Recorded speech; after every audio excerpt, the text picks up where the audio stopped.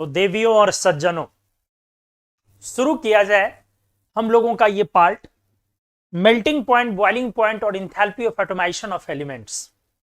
ये जो है ऑफ एलिमेंट्स है, मतलब कंपाउंड्स के लिए भी डिस्कस नहीं हो रही है, एलिमेंट्स। ये डिस्कशन कंप्लीट होगा आपका 1A 2A एस ब्लॉक में। ये डिस्कशन कंप्लीट होगा 3B ग्रुप से लेके 2B ग्रुप तक डी ब्लॉक में, और ये डिस्कशन कंप्लीट होगा 3A से लेकर के 8A तक पी ब्लॉक। मतलब अगर एनसीईआरटी के नजरिए से देखें तो सारे एलिमेंट्स में एमपीबीपी और इंथैल्पी ऑफ ऑटोमेशन, जहां जिस चीज की जरूरत पड़ेगी, कहीं कहीं एमपी की जरूरत पड़ेगी, कहीं कहीं बीपी की जरूरत पड़ेगी, कहीं कहीं एमपी बीपी दोनों की जरूरत होगी, कहीं कहीं इंथैल्पी ऑफ ऑटोमेशन की भी जरूरत होगी। तो हम लोग इनको 11th और 12th, जैसे अगर आप 1A 2A की बात करें तो ये किस क्लास में आपको पढ़ना होता है? सर ये 11th का एरिया। जब आप 3A और 4A इसमें करते हैं तो इसमें 11th का भी एरिया है और 12th का भी एरिया है, लेकिन मेजर 12th है। कहां से? 5, 6, 7 और 8 है ना, 5, 6, 7 और 8 चार ग्रुप, और 11th में बाकी 3 और 4 है। और ये कंप्लीट जब आप डी ब्लॉक में इसी चीज का डिस्कशन करते हैं तो 12th का एरिया। कहने का मतलब है ये बोर्ड के लिए भी है और आपके कंपटीशन के लिए भी है, ये दोनों के लिए ये सिलेबस है। इतना ही नहीं, इनका इस्तेमाल है, आप एल्यूमिनियम के कंपाउंड बनाते हैं तो मेटलर्जी आप पढ़ते हैं, तो इन सब चीजों का आइडिया बेहद जरूरी है कि जब मान लो कि एक एग्जांपल है बोरॉन, एक एग्जांपल है एल्यूमिनियम। बोरॉन नॉन मेटल है, मेटल वाइड में नॉन मेटेलिक मेटल वाइड है, नॉन मेटल की तरह आप बिहेव करवाते हैं इसको।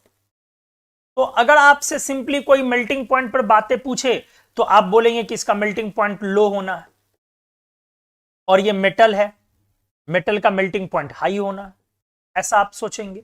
लेकिन ऐसा नहीं है, बोरॉन का मेल्टिंग पॉइंट काफी हाई है, काफी हाई। मेल्टिंग पॉइंट बोरॉन का बहुत ज्यादा होता है एल्यूमिनियम से, काफी ज्यादा। ये 600 डिग्री का राउंड होता है और ये 2200 डिग्री का राउंड होता है।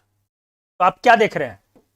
तो आखिर एलिमेंट को कंपेयर करना आना चाहिए। दूसरी बात, यही एल्यूमिनियम है, अगर आप इस एल्यूमिनियम को ऑक्सीजन से कंबाइन करवा दे, अब Al2O3 बन गया, अब इसका मेल्टिंग पॉइंट अप्रोक्स 2200 डिग्री का राउंड है अप्रोक्स। तो ये सब चीजें कनेक्टिंग होनी चाहिए, मेटलर्जी वगैरह आपका इजी होगा इससे। इसीलिए ये टॉपिक बड़ा इंपॉर्टेंट है कंपटीशन पॉइंट ऑफ व्यू से, और इसके यूजेस भी हैं जम के। तो चलिए हम लोग अब इसमें हाथ आजमाते हैं। सबसे पहले इस टॉपिक को शुरू करने से पहले हमें यह देखना होगा कि किधर से स्टार्ट करें, उधर एस ब्लॉक से या इधर मेटल नॉन मेटल मिक्स्ड है, इधर डी ब्लॉक से। तो एलिमेंट का नेचर, सॉलिड के टाइप से इसको एक बार कनेक्ट करते हैं, फिर आगे हम लोग अपने आप आएंगे। क्या बोलना चाह रहे हैं आप सर? ध्यान दें, मैं कहना चाह रहा हूं, जब बेटा आप एस ब्लॉक लेते हो तो एस ब्लॉक में आपके सारे मेटल्स हैं, बिल्कुल सर। डी ब्लॉक लेते हो तो इसमें भी सारे मेटल्स हैं, बिल्कुल सर।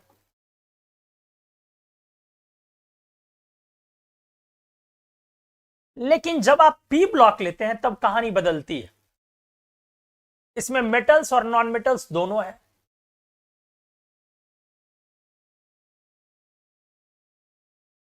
अच्छे से देखोगे,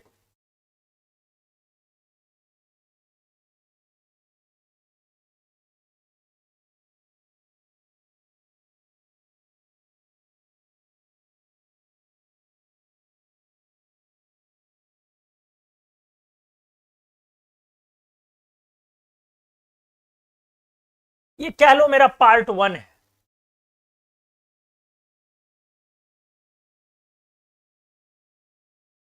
आ जाओ, नियॉन,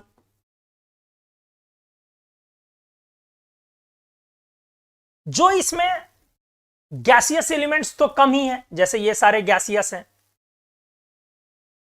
ये गैसियस है।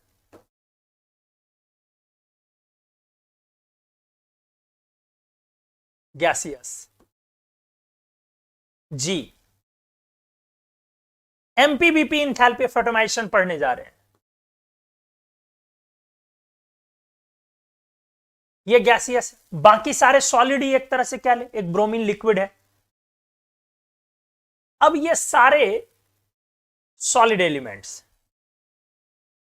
अच्छे से देखें, ये सारे सॉलिड एलिमेंट्स, सॉलिड में ये कैसे सॉलिड है? क्या ये सारे मेटल्स हैं? बिल्कुल नहीं, सारे मेटल्स नहीं है। सॉलिड में इनमें मेटालिक सॉलिड भी है और इनमें कोवेलेंट सॉलिड्स भी हैं और इनमें मॉलिक्यूलर सॉलिड्स भी हैं।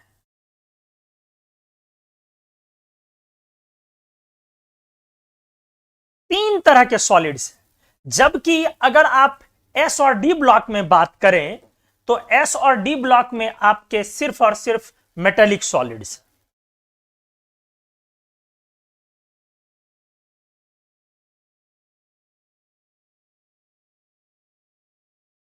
मेटालिक एलिमेंट्स हैं और मेटालिक एलिमेंट्स में भी ओनली मेटालिक सॉलिड्स। सर क्या पॉइंट क्या बन रहा है? पॉइंट क्या बन रहा है? अच्छे से बेटा सीखना है, बहुत इंपॉर्टेंट टॉपिक है, बहुत इंपॉर्टेंट पॉइंट ये बन रहा है। सॉलिड्स के अलग अलग प्रकार होते हैं, टाइप होते हैं, और अलग अलग टाइप्स के सॉलिड्स की बॉन्डिंग बिहेवियर, बॉन्डिंग नेचर, उसके अंदर एटम्स का अरेंजमेंट, एटम्स के बीच की बॉन्डिंग भी डिफरेंट होती है, जिसके वजह से उनके मेल्टिंग पॉइंट, बॉइलिंग पॉइंट और इंथैल्पी ऑफ एटोमाइजेशन को समझना के लिए, उनको समझने के लिए अलग अलग अप्रोच लगाना होता है, अलग अलग नजरियों का इस्तेमाल करना। सर कहना क्या चाह रहे हो? कहना यह चाह रहा हूं सॉलिड्स चार टाइप के होते हैं। जैसे स्ट्रक्चर के बेसिस पर आप एक बोलते हो क्या, क्रिस्टलाइन, सॉलिड और एमोर्फस, उसको फिलहाल मैं इस्तेमाल नहीं कर रहा हूं, तो वो टाइप, वो क्लासिफिकेशन का बेसिस छोड़ दो, वो भी क्लासिफिकेशन का बेसिस है। जैसे एसिड बेस को आप कैसे बांटते हो, आर्हेनियस के बेसिस पे, लुइस के बेसिस पे बोलते हो ना बेटा, ब्रॉन्स्टेड लॉरी के बेसिस पे, तो उसी तरीके से सॉलिड्स को भी हम एक क्लासिफिकेशन का तरीका है जिसमें बोलते हैं एमोर्फस और क्रिस्टलाइन। एक क्लासिफिकेशन का तरीका है जिसमें हम लोग बोलते हैं चार तरह के solid on the basis of structures: metallic solids, ionic solids, covalent solids and molecular solids. आपके इस पी ब्लॉक एलिमेंट में आपको तीन तरह के सॉलिड्स मिलेंगे। कुछ सॉलिड्स मेटालिक होंगे, कुछ सॉलिड्स कोवेलेंट होंगे और कुछ सॉलिड्स मॉलिक्यूलर होंगे।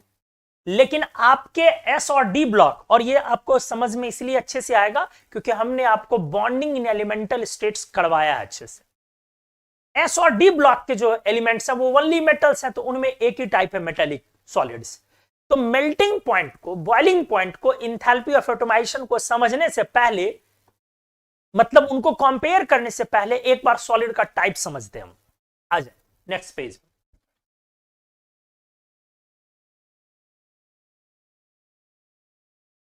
ध्यान से, सॉलिड्स हमने बोला बेटा, सॉलिड्स का एक टाइप है आयोनिक सॉलिड।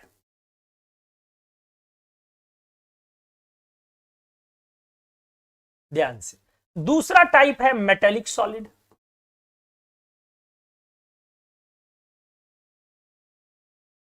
तीसरा टाइप है कोवेलेंट सॉलिड,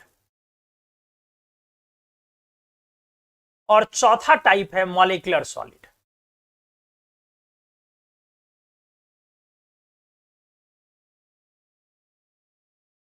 अब फर्क को समझिए। जो आयोनिक सॉलिड होगा उसमें एटम आयोनिक बॉन्ड से बंधे होंगे, atoms bonded through ionic bonds, through ionic bonds. अच्छे से बेटा समझिएगा, बढ़िया से समझो। Example, ionic bond NaCl, ionic bonds है ना इसमें Na+ और Cl-। कैल्शियम ऑक्साइड Ca पर 2+ O+- आयोनिक बॉन्ड है। AlF3 एल्यूमिनियम पर ट्रिपल+ 3F-। आपको यह समझ में आ गया होगा, ये बहुत इजी है पकड़ना।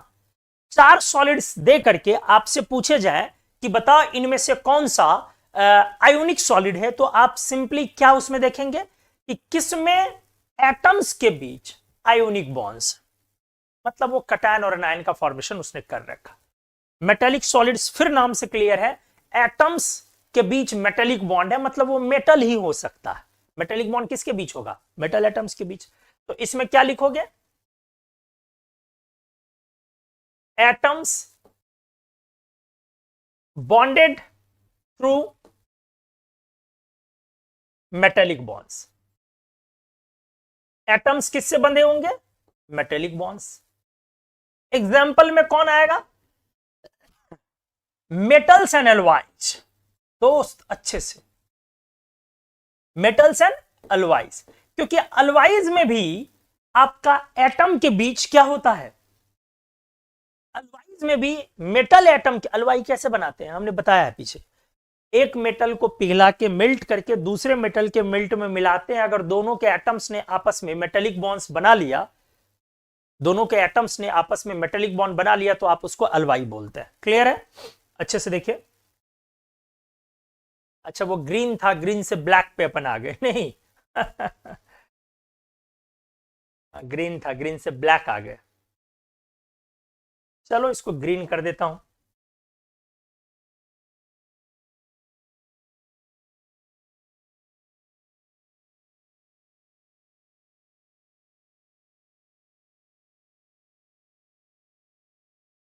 हाँ जी, आइए। तो मेटल्स एंड एलॉयज, एलॉयज में क्या होता है आपका? मेटल एटम्स, मेटल ही मिक्स होते हैं उसमें ना। जैसे 50% टिन 50% लेड आपने लिया, तो आपने क्या तैयार कर लिया? एक सोल्डर एलॉय तैयार कर लिया। तो दोनों में मेटल एटम के बीच मेटेलिक बॉन्डिंग, ठीक है। कोवेलेंट, यही दोनों में सबसे ज्यादा लफड़ा है, इसी दोनों में, इसी दोनों को अच्छे से समझना। इसमें भी एटम्स कोवेलेंटली बॉन्डेड है, इसमें भी एटम्स आर कोवेलेंटली बॉन्डेड, और इसमें भी एटम्स आर कोवेलेंटली बॉन्डेड। अच्छे से देखें, यही दोनों में सबसे ज्यादा कंफ्यूजन होना। उसमें भी एटम्स कोवेलेंटली बॉन्डेड है और इसमें भी एटम्स कोवेलेंटली बॉन्डेड है। अब इस पेज को क्यों रखा जाए ऐसा, इसका भी कलर कर लिया जाए।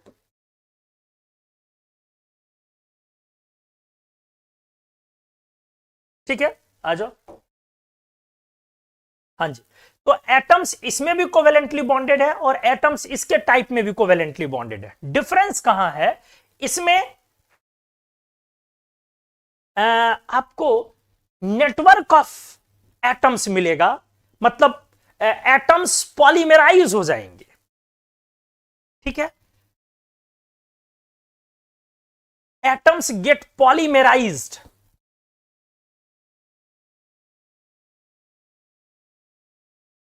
and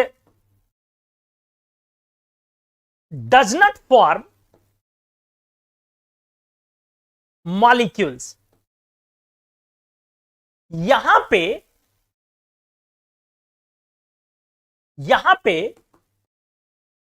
atoms forming molecules and molecules are held together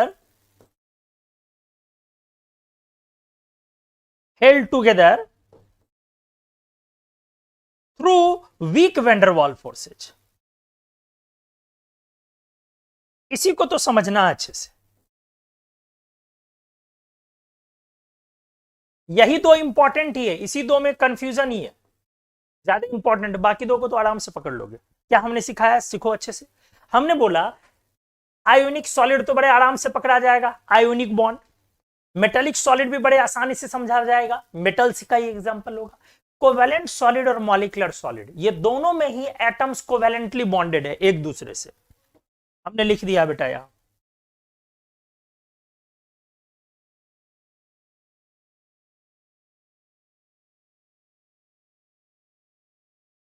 इसमें भी एटम्स कोवेलेंटली बॉन्डेड है और इसमें भी एटम्स कोवेलेंटली बॉन्डेड है, दोनों टाइप में।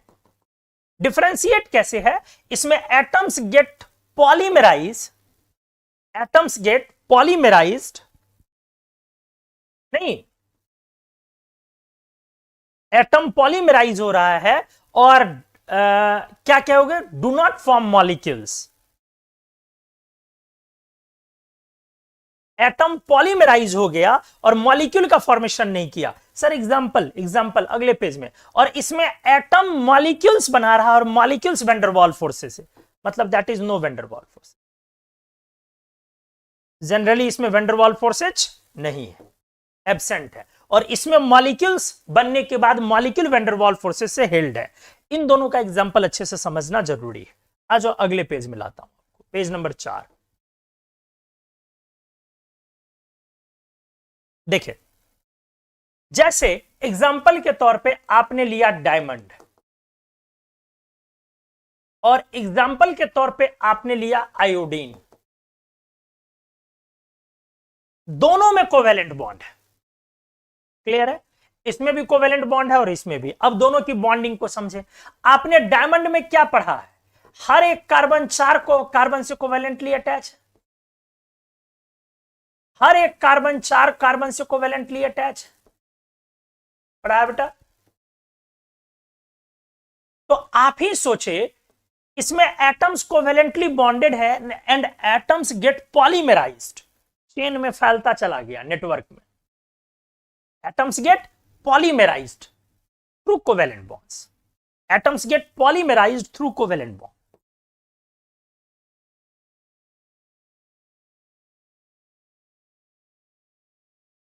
क्लियर है, कोवेलेंट बॉन्ड्स। एंड हमने क्या बोला बेटा, डू नॉट फॉर्म मॉलिक्यूल्स, इसमें मॉलिक्यूल नहीं बनेगा। अब इसमें आ जाओ, आयोडीन में, आयोडीन में I2 मॉलिक्यूल बनेगा और इनके बीच वैंडरवाल फोर्सेस आएंगे।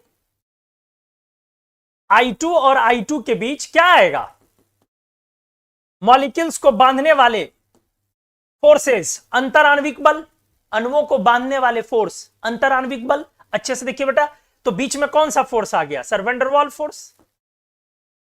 तो इसमें भी एटम्स बॉन्डेड कोवेलेंटली है, लेकिन यहां पर कोवेलेंट मॉलिक्यूल्स हैं और कोवेलेंट मॉलिक्यूल्स किससे पकड़े हुए हैं, are held together through van der Waal forces, नहीं, through weak van der Waal forces. Clear हुआ, क्लियर हुआ दोस्त, यही हमने आपको सिखाया। तो जिसमें एटम्स ने पहले कोवेलेंट बॉन्ड, आराम से, एटम्स पहले कोवेलेंट बॉन्ड के वजह से मॉलिक्यूल बनाए और मॉलिक्यूल वैंडरवाल फोर्स से बंधा हो, उसको हम लोग कैसा सॉलिड बोलेंगे, मॉलिक्यूलर सॉलिड। नाम से क्लियर है, मॉलिक्यूल बन जाए, मॉलिक्यूलर सॉलिड। एटम पहले क्या बना ले, कोवेलेंट बॉन्ड से मॉलिक्यूल बना ले, कोवेलेंट बॉन्ड से मॉलिक्यूल बना ले, और फिर ये कोवेलेंट मॉलिक्यूल्स आपस में वैंडरवाल फोर्सेस से एक दूसरे से पकड़े हुए रहे, तो आप कैसा सॉलिड बोलेंगे, मॉलिक्यूलर सॉलिड। और इसमें हमने क्या बोला, एटम्स कोवेलेंट बॉन्ड से जुड़ते चले जाए इनफिनाइट लेवल तक, कहीं पर भी बीच में किसकी जरूरत नहीं आए, वैंडरवाल फोर्सेस की जरूरत नहीं है, मॉलिक्यूल का फॉर्मेशन नहीं हो, तो ऐसे सॉलिड को क्या बोलेंगे, कोवेलेंट सॉलिड। आ जाइए बेटा, आपको बहुत सिंसियरिटी से, एकदम एक्सट्रीम लेवल की सिंसियरिटी आगे जरूरी है एग्जांपल्स को समझने में। चूंकि आपको हमने पूरे पीरियोडिक टेबल का एस ब्लॉक, पी ब्लॉक और डी ब्लॉक का एलिमेंटल फॉर्म में बॉन्डिंग पढ़ाया है, तो आगे आपको सॉलिड्स के टाइप खुद समझने होंगे कि कौन किस तरह का सॉलिड होगा। फिलहाल मैं एक बार और रिपीट कर दूं मेरे दोस्त, 4 तरह के सॉलिड्स हमने आपको बताए, ionic solids, metallic solids, covalent solids, molecular solids. Ionic solid में था कि आयोनिक बॉन्ड से आयंस बंधे हुए थे, एटम्स बंधे हुए थे, एटम्स आयन बनाएगा और वो आयोनिक बॉन्ड से बंधे होंगे, वो कंपाउंड होगा, जाहिर सी बात है NaCl, K2O, CaO, AlF3 वो कंपाउंड होगा। सेकंड हमने बोला आयोनिक सॉलिड के बाद मेटेलिक सॉलिड। मेटेलिक सॉलिड में मेटल एटम्स या एटम्स मेटेलिक बॉन्ड बनाएंगे, तो मेटेलिक बॉन्ड कौन बनाएगा सर? मेटल बनाएगा, मतलब वो मेटल में ही सिर्फ डिफाइन हो सकता है मेटेलिक सॉलिड, किसी और के लिए डिफाइन भी नहीं होगा। क्लियर है? अलवाइज के लिए हो सकता है। फिर हमने बोला कोवेलेंट और मॉलिक्यूलर, दोनों में कोवेलेंट बॉन्ड है, अंतर कहां है? तीसरे चौथे बार ये रिपीट कर रहा हूं मैं, अंतर कहां है? यदि एटम्स कोवेलेंट बॉन्ड बनाते बनाते इन्फिनाइट लेवल पर फैल जाए, मॉलिक्यूल का फॉर्मेशन ना करे, अणुओं का निर्माण ना करे, एक नेटवर्क रह जाए उसका, चेन रह जाए उसका, तो आप ऐसे कोवेलेंट बॉन्ड से बंधे हुए एटम वाले सॉलिड को कोवेलेंट सॉलिड बोलेंगे। लेकिन अगर कुछ एटम मिलके मॉलिक्यूल बना ले और मॉलिक्यूल मॉलिक्यूल के बीच वैन डर वाल फोर्स हो, तो ऐसे कोवेलेंट बॉन्ड वाले मॉलिक्यूल वाले सॉलिड को हम मॉलिक्यूलर सॉलिड बोलेंगे। कितनी चीजें क्लियर हो गई? लेकिन जब तक एग्जांपल न करो कुछ नहीं होने वाला है। तो चलो आ जाओ, मैं एग्जांपल करता हूं अगले पेज में, पेज नंबर 5। यहां एग्जांपल लिया जाए या कह लो एप्लीकेशंस।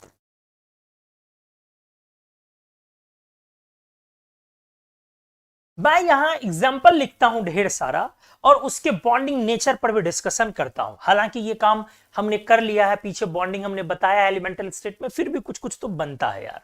जैसे पहला, मान लो हमने लिया बेटा, अच्छे से देखना, एल्यूमिनियम। तो सर ये मेटल है, मेटालिक सॉलिड। क्लियर हो गया? सेकेंड, मान लो हमने ले लिया बेटा कुछ भी ले सकते हो, फास्फोरस। आपको अगर याद हो, जब हमने पीरियोडिक शायद प्रॉपर्टीज का एक लेक्चर लिया था, उसमें एक क्वेश्चन ही दिया था, वहां पे ये ऑप्शन भी डाला था। अब चलो फिर भी बना देता हूं, क्वेश्चन को फिर से लिखता हूं। फास्फोरस, फास्फोरस में अगर नहीं कुछ बोला तो आप कौन सा फास्फोरस समझोगे? सर नहीं कुछ बोला गया तो मैं व्हाइट फास्फोरस समझूंगा, सामान्य फास्फोरस इसी को बोलते हैं हम लोग। अब व्हाइट फास्फोरस किस टाइप का सॉलिड है? सर इसमें पहले देखना है क्या मॉलिक्यूल होता है, तो है। तो सर मॉलिक्यूल मॉलिक्यूल के बीच वैन डर वाल फोर्स होगा। तो जैसे ही सर मॉलिक्यूल है और वैन डर वाल फोर्स है, तो इसका मतलब हम इसको कोवेलेंट नहीं बोलेंगे, मॉलिक्यूलर सॉलिड बोलेंगे। क्लियर है? मॉलिक्यूलर बोलेंगे ना बेटा, क्योंकि मॉलिक्यूल मॉलिक्यूल के बीच वैन डर वाल फोर्सेज इस तरह से, तो देयरफॉर ये मॉलिक्यूलर सॉलिड हो गया। जैसे वो वाला क्वेश्चन ही था, question number 3, application number 3, which of the following is a covalent solid. वो जो हमने करवाया था बेटा जेई मेन वाला question, which of the following is a covalent solid.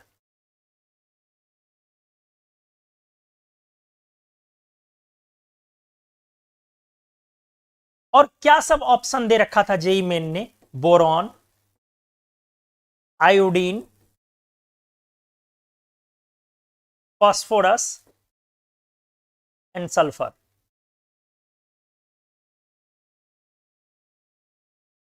ठीक है, आ जाइए। तो इसमें कौन कोवेलेंट सॉलिड है, पूछा यह गया है जेई मेन के क्वेश्चन में। आ जाओ, अगर मैं लेता हूं 1 by 1 आयोडीन, हालांकि अभी हमने बताया, तो अब आयोडीन को सोचना है कि आयोडीन में क्या है, कौन सा बॉन्ड है। सर तो आयोडीन का एलिमेंटल फॉर्म I2 है, इसका जो एलिमेंटल फॉर्म है सर वो I2 है, and I2 molecules are held by, I2 molecules are held by weak van der Waal forces। Clear है? नहीं बेटा, I2 van der Waal forces, I2 van der Waal forces, I2 इस तरह से चलेगा। इसीलिए सर ये वाला जो आपका मॉलिक्यूलर सॉलिड हो गया। फास्फोरस तो हमने कर ही दिया। नेक्स्ट ले लेता हूं सल्फर, सल्फर भी एक ऑप्शन है। सल्फर का पहले एलिमेंटल फॉर्म हमने इसलिए पूरा एक लेक्चर सिर्फ इसी बात पे दिया है कि आपको एलिमेंट के अंदर की बॉन्डिंग समझ में आती है या नहीं। पूरा का पूरा दोस्त हमने एक लेक्चर बड़ा अच्छे तरीके से हमने इस पे दिया था। सल्फर के बारे में आपने क्या पढ़ा था सर? सल्फर के बारे में हम लोगों ने पढ़ा था इसका एलिमेंटल जो फॉर्म है, form consist of S6 to S20 molecules, और मॉलिक्यूल्स मोस्टली एसेट, सामान्य तौर पे एसेट होते हैं सल्फर में मॉलिक्यूल्स। तो जैसे ही एसेट आया तो एसेट एसेट मॉलिक्यूल, मॉलिक्यूल आ गया तो मॉलिक्यूल के बीच कौन सा फोर्स? Sir van der Waals force. अब जैसे ही मॉलिक्यूल के बीच वेंडरवाल फोर्स हो गया, इसका मतलब ये कौन सा सॉलिड हो गया? सर इसका मतलब है कि ये मॉलिक्यूलर सॉलिड हो गया। तो अगर इस क्वेश्चन को देखा जाए तो इस क्वेश्चन में कौन इसमें से कोवेलेंट सॉलिड है? तो जाहिर सी बात है आयोडीन निकल गया मॉलिक्यूलर, फास्फोरस निकल गया मॉलिक्यूलर, सल्फर भी निकल गया मॉलिक्यूलर, तो एक सिंगल क्या बच रहा? बोरॉन। लेकिन उसको भी सॉल्व करना होगा, हमने उसकी भी बॉन्डिंग आपको सिखाई एलिमेंटल फॉर्म में। फिर भी अगले पेज में आता हूं, मैं आपको दिखाता हूं 6 नंबर में बोरॉन।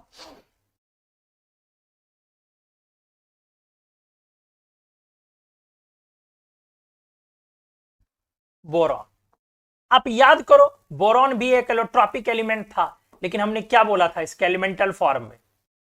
बोरॉन, हर बोरॉन 3 कोवेलेंट, चूंकि 3A ग्रुप का एलिमेंट है तो सारे बोरॉन 3 कोवेलेंट बॉन्ड से इस तरह से फैले रहेंगे। तो जाहिर सी बात है कौन सी सॉलिड हो गई है? Covalent solid. कोवेलेंट बॉन्ड से इस तरह से फैलेगा तो ये कोवेलेंट सॉलिड है। तो आपके इस क्वेश्चन का आंसर क्या निकला? इस क्वेश्चन का आंसर क्या निकला? Which of the following is covalent solid? कौन सा निकला बेटा? Sir boron. आपको अच्छे से समझ में आया होगा कैसे सॉल्व किया। अब आप ही सोच के बताइए बेटा, इसको कहां पढ़ाया जाए? इस तरह के कॉन्सेप्ट को कैसे कोई इनऑर्गेनिक में चैप्टर बांट के पढ़ेगा? समझाओ मेरे को। बीइंग अ टीचर अपना दुख तकलीफ मैं आपसे ये चीज शेयर नहीं कर सकता कि बीइंग अ टीचर मैं चाहता हूं 11th की चीजों को 11th में पढ़ा दूं, 12th की चीजों को 12th में, मतलब अलग अलग कर दूं। 13th वाले भी हो तो उनको भी मैं अलग अलग कर दूं।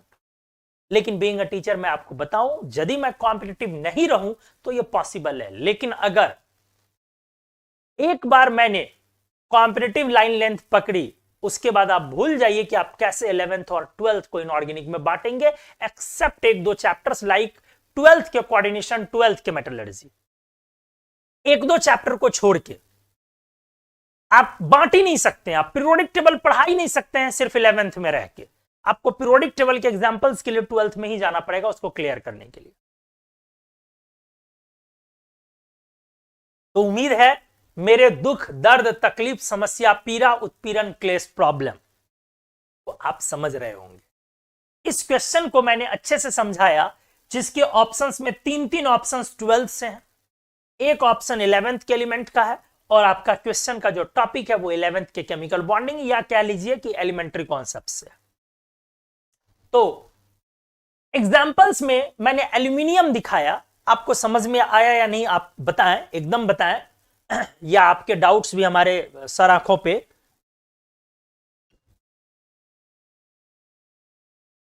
हमने ये बताया आपको कि कैसे सॉलिड के टाइप्स हम पहचाने। मेटेलिक और आयोनिक तो पहचानना आसान होगा, डिफिकल्ट का होगा कोवेलेंट और मॉलिक्यूलर। आइए और भी एग्जांपल्स की तरफ हम चले, फिर इनके यूजेस हम आपको बताएं।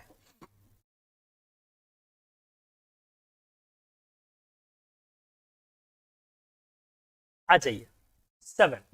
अगर मैं बोलूं ग्रेफाइट, तो अब आपको सोचना है ग्रेफाइट के अंदर की बॉन्डिंग। अच्छे से आ जाए, ग्रेफाइट के अंदर की बॉन्डिंग कैसी होगी? तो सर ग्रेफाइट एलिमेंटल स्टेट में ऐसे होता है सर, याद आ गया होगा आपको, सीट लाइक स्ट्रक्चर।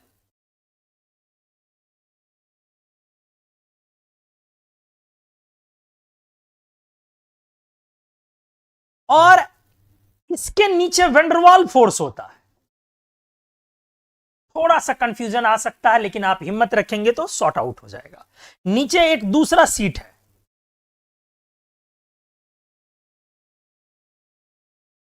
नीचे एक दूसरा सीट है ना बेटा, छोटो बोलो, नीचे एक क्या है, दूसरा सीट है।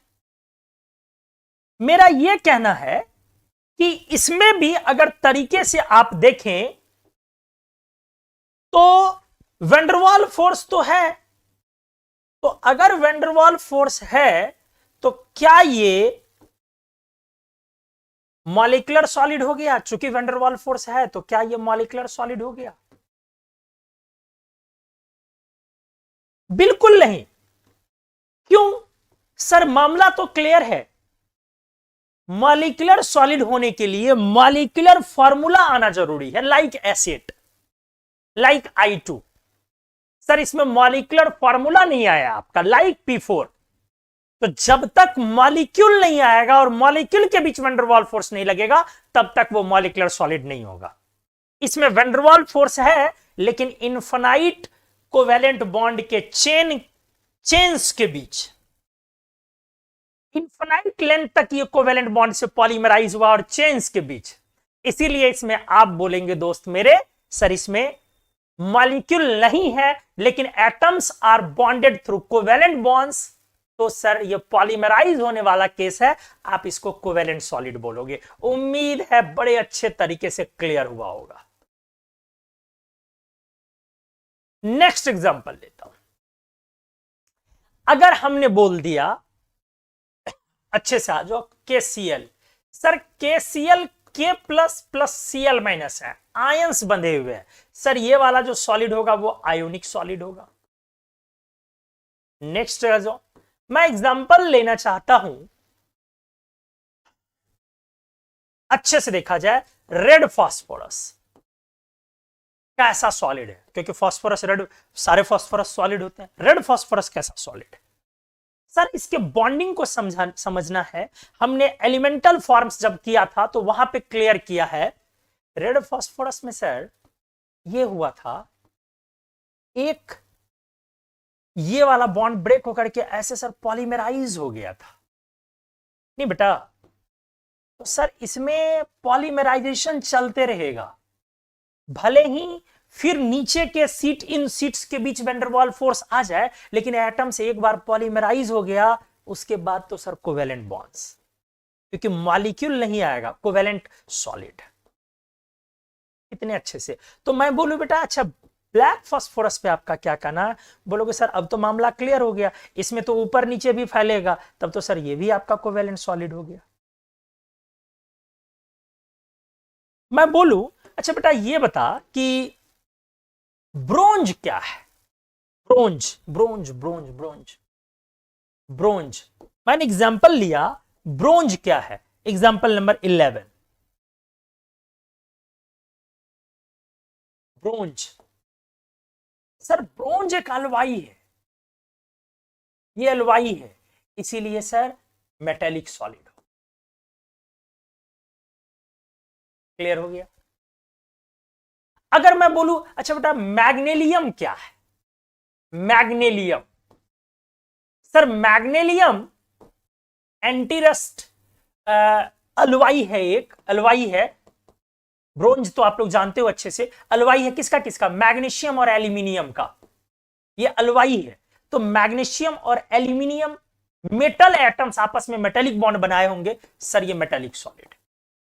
आपका क्लियर हुआ होगा अच्छे से? मैं देखो कितने सारे एग्जांपल्स ले रहा हूं, एप्लीकेशन क्यों ले रहा हूं? आपका कॉन्सेप्ट क्लियर हो। केमिस्ट्री रटना नहीं है, और पर्टिकुलरली इनऑर्गेनिक तो बिल्कुल नहीं। पागल होते हैं वो लोग जो इनऑर्गेनिक को बैठ के रटते रहते हैं। इन सब चीजों को आपने अगर अच्छे से समझ लिया, एलिमेंट के अंदर की बॉन्डिंग, उसके टाइप्स, मतलब वो तो एलिमेंट से खेलने आना चाहिए। केमिस्ट्री को स्टार्ट करने से पहले एलिमेंट से खेलने आना चाहिए। स्विमिंग के रूल्स होते हैं, एक पेज पे मैं स्विमिंग के सारे रूल्स आपको लिख के सिखा दूं, मतलब लिख दूं, रटवा दूं, और आपको बोलूं आप भी रिपीट कर लो।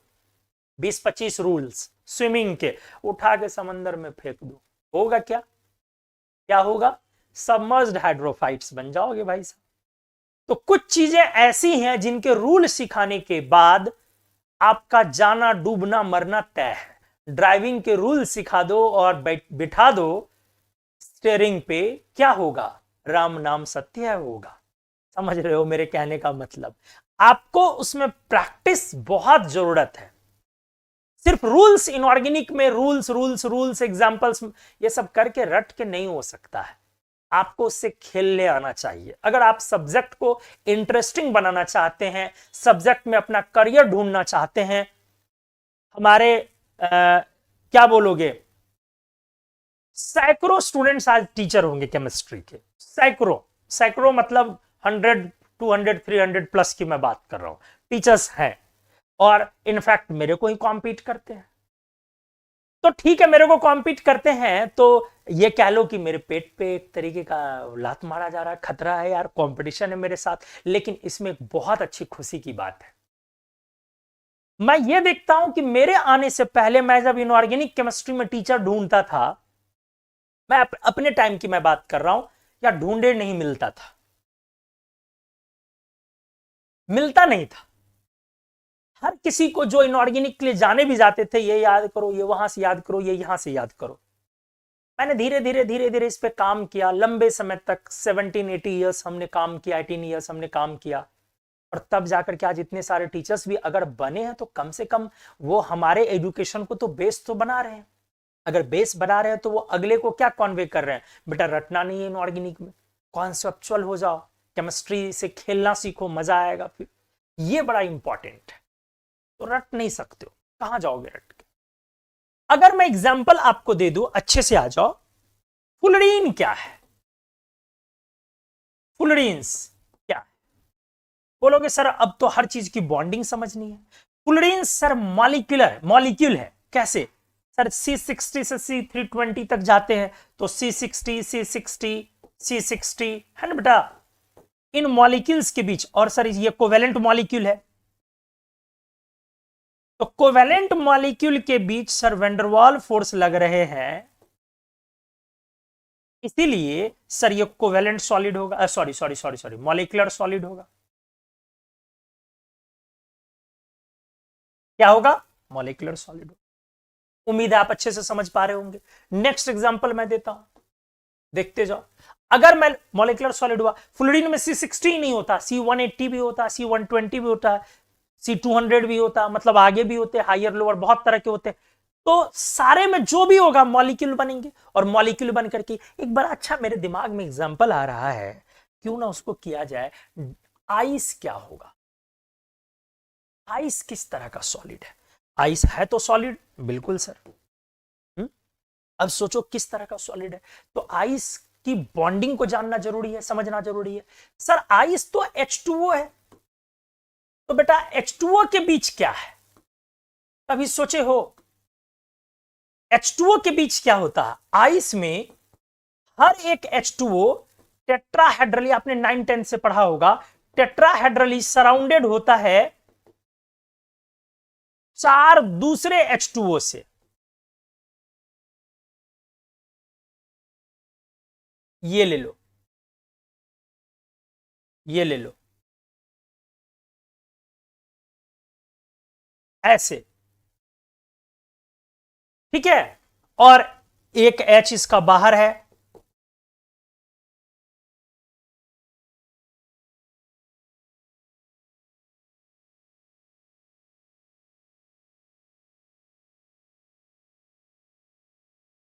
तो आइस में हर एक H2O टेट्राहेड्रली सराउंडेड होता है 4 बाहर के H2O से।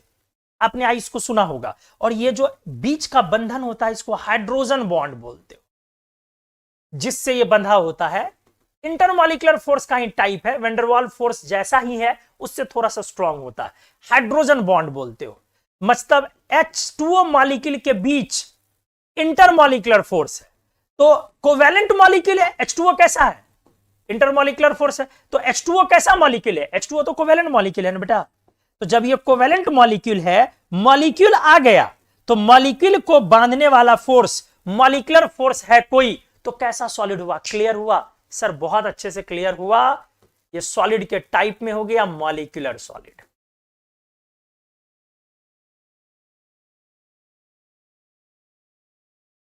उम्मीद है क्लियर हुआ होगा। नेक्स्ट एग्जांपल मैं लेकर के आपको दिखा रहा हूं, अच्छे से आइए।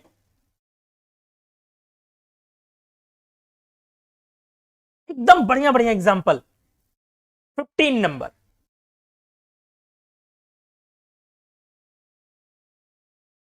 मैं ले रहा हूं आर्सेनिक, और मैं आपसे पूछना चाह रहा हूं ये किस तरह का सॉलिड है। एकदम वीडियो देखते समय पैरेलल में आप अपना जवाब सोचते जाएं, इसके एलिमेंटल स्टेट की बॉन्डिंग को याद करें, हमने करवाया हुआ है। आप सोचे कि आर्सेनिक में क्या था, कोई मॉलिक्यूल था या कोवेलेंट बॉन्ड का चेन था या मेटेलिक बॉन्डिंग थी, क्या था? याद आया? आ गया होगा, एलोट्रॉपिक एलिमेंट था। आर्सेनिक में कोवेलेंट बॉन्ड,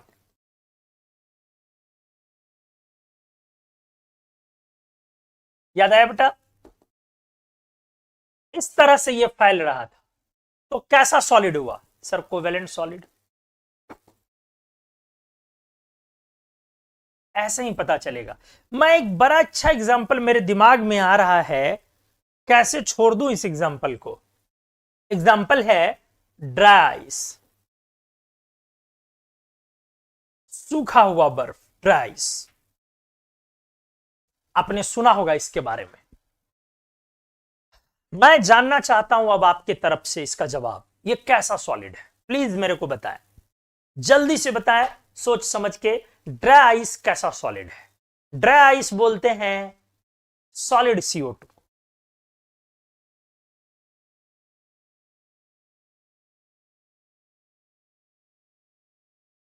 अब अंदाजा लगाएं ड्राई आइस कैसा सॉलिड रहा होगा, प्लीज।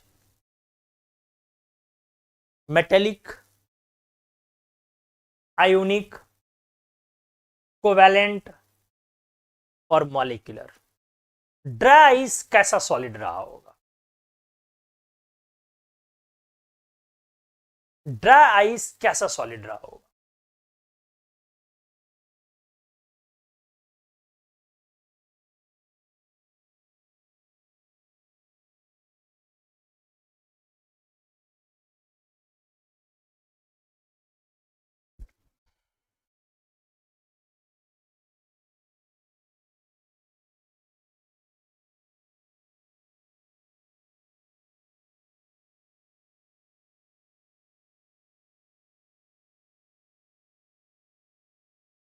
ड्राई आइस कैसा सॉलिड रहा होगा?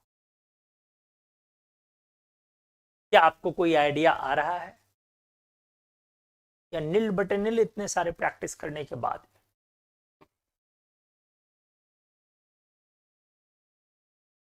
सोचिए सोचिए सोचिए, ड्राई आइस कैसा सॉलिड रहा? सॉलिड CO2 को आप ड्राई आइस बोलते हैं।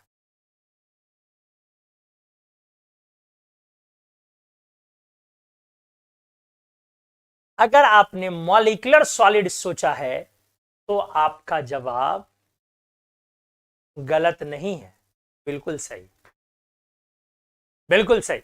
Molecular solid. देखिए बेटा, यहां तो फॉर्मूले से ही पता चल गया ना कि मॉलिक्यूल है, तो फिर आगे सोचना क्या है? यहां फॉर्मूला ही है CO2, मॉलिक्यूल का फॉर्मूला, तो क्लियर हो गया वहीं पे। CO2 को आप कैसे बनाते हैं? कोवेलेंट बॉन्ड का मॉलिक्यूल है, ये कोवेलेंट मॉलिक्यूल है, कोवेलेंट मॉलिक्यूल है ना, तो CO2 के बीच वेंडरवाल फोर्स आएगा, CO2 के बीच वेंडरवाल फोर्स आएगा।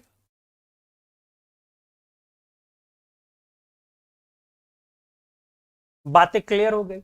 इसीलिए ड्राई आइस कैसा सॉलिड हुआ? मॉलिक्यूलर सॉलिड हुआ।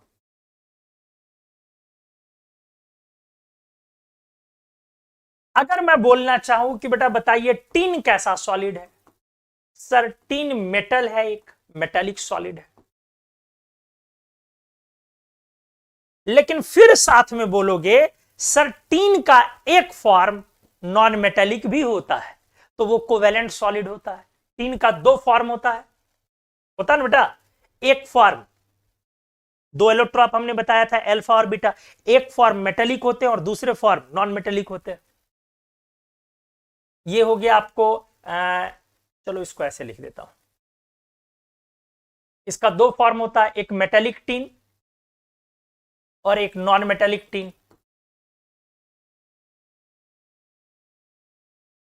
मेटेलिक टीन मेटेलिक सॉलिड है, मेटेलिक सॉलिड है, और जो नॉन मेटेलिक टीन होता है वो कोवेलेंट सॉलिड होगा, क्योंकि इसमें टीन हमने आपको क्लियर किया था 4 कोवेलेंट बॉन्ड से जुड़े रहेंगे। सारे टीन एटम्स एक दूसरे से 4 कोवेलेंट बॉन्ड से जुड़े रहेंगे।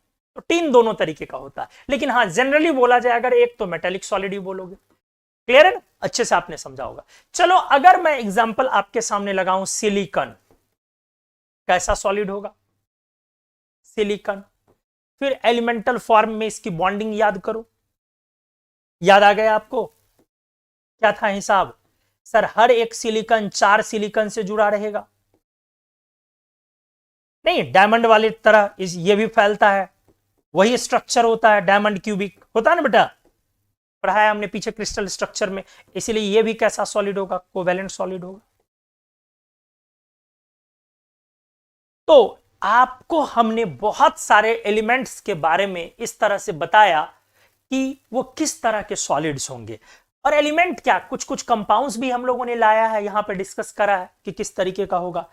तो चलो ये मामला तो क्लियर हुआ। एक एग्जांपल और देता हूं, यूरिया। मैं देखना समझना चाह रहा हूं यूरिया को आप पकड़ पाते हैं कि नहीं। सोचो, जल्दी जवाब दो, मैं आपसे जवाब चाहता हूं। मैं आपसे जवाब चाहता हूं, यूरिया को आप क्या समझना चाहते हैं? यूरिया कैसा सॉलिड होगा? यूरिया टाइप ऑफ सॉलिड बताना, किस तरह का सॉलिड है, अंदाजा लगाइए आप। यूरिया जल्दी से सोच के बताइए मेरे को, यूरिया आपको क्या लग रहा है? 19 नंबर है ये आपका। यूरिया सॉलिड होता है, किस तरह का सॉलिड है? यूरिया आपको क्या लग रहा है, किस तरह का सॉलिड है? मैं इंतजार कर रहा हूं आपके जवाब का। यूरिया किस तरह का सॉलिड है, आपको क्या लग रहा है? आप वीडियो जब भी देख रहे हो, जिस तरह भी देख रहे हो, मेरे क्लास में हमेशा जवाब, आप जब भी आप ऑनलाइन ऑफलाइन जिस मोड में उसको देख रहे हो, ऑफलाइन मोड कहने का मतलब है कि आप लाइव या रिकॉर्डिंग मोड जो भी मोड में देख रहे हो, हर वक्त मतलब रिप्लाइंग अपना जो है एक एटीट्यूड डेवलप कीजिए। हमेशा एकदम प्रॉम्प्ट रिप्लाई करना, पेन पेपर लेके, आपको पेपर और पेन लेके बैठना हमेशा और उस पर काम करना। मैं जब भी पूछता हूं तो 10 सेकंड 5 सेकंड का मैं 15 सेकंड का मैं गैप देता भी हूं, ताकि जो बाद में भी वीडियो देख रहे हो, साथ में भी वीडियो देख रहे हो, हर लोगों के लिए बराबर एक टाइम है। तो मेरा सवाल है यूरिया, अगर मेरे को पढ़ाना होता, बोलना होता, रिकॉर्ड करना होता तो मैं तो करके आगे बढ़ गया रहता। मैं क्यों वेट कर रहा हूं? क्यों मैं वेट कर रहा हूं कि जो भी लोग वीडियो देख रहे हैं, अभी देखे, बाद में देखे, कल देखे, परसों देखे, जब देखे, तो उनको मैं 15 20 सेकंड 25 सेकंड का मैं टाइम दे रहा हूं। कैसा सो? अब तक आपने जवाब ढूंढ लिया हो। अगर आपका जवाब मॉलिक्यूलर सॉलिड है तो मैं बहुत खुश हो जाऊंगा आपसे, और मैं आपको 5 स्टार भी खिला सकता हूं अगर आप मेरे सामने रहेंगे तो। वैसे मैं 5 स्टार देता नहीं हूं किसी को। तो यूरिया एक मॉलिक्यूलर सॉलिड है, क्योंकि यूरिया का एक मॉलिक्यूलर फॉर्मूला है, और यूरिया के मॉलिक्यूल्स ठीक आइस की तरह, बर्फ की तरह हाइड्रोजन बॉन्ड से आपस में बंधे होते हैं। क्लियर है? हाँ जी भाई साहब, मॉलिक्यूलर सॉलिड। वजह NH2CO NH2, NH2CO NH2,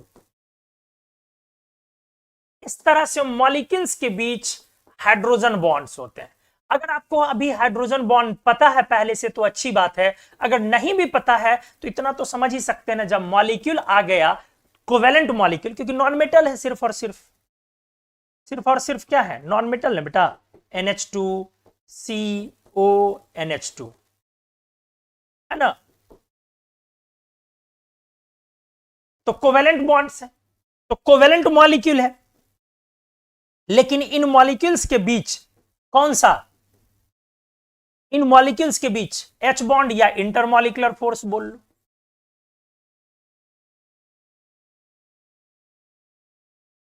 इसलिए यूरिया आपका कैसा सॉलिड हो गया बेटा, बहुत क्लियर हो गया sir, molecular solid. Molecular solid को अब आप बहुत अच्छे से समझ पा रहे होंगे। अगर मैं आपके सामने एग्जांपल रखूं सॉलिड में, अच्छे से देखेंगे,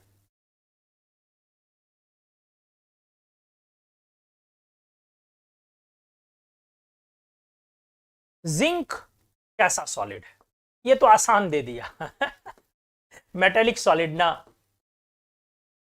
मेटल है, मेटेलिक सॉलिड। चलो ठीक है यार, सही तो है, इतना सारा तो एग्जांपल करवाया, आप तो सॉल्व कर सकते हैं आप खुद। अब टाइप्स ऑफ सॉलिड का हमारे एमपीबीपी वगैरह चीजों से क्या लेना देना है, अब इसको कनेक्ट करते हैं अगले पेज में। आइए ध्यान से देखेंगे। अब एमपीबीपी वगैरह को हम कनेक्ट करना चाहते हैं। नाउ एमपीबीपी या enthalpy of atomisation,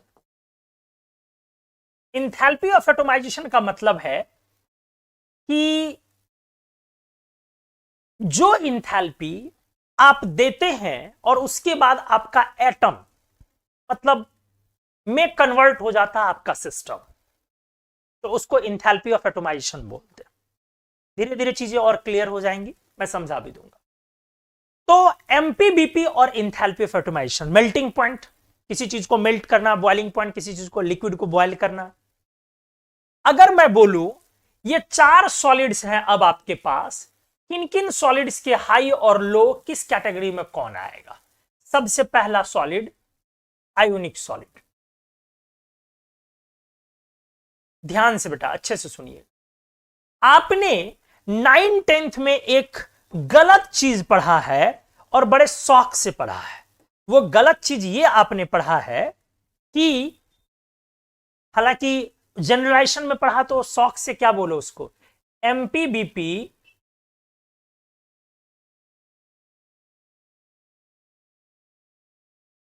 ionic compound के ज्यादा और कोवेलेंट कंपाउंड्स के कम। क्या आप इनकार कर दोगे मानने से कि आपने ये नहीं पढ़ा है?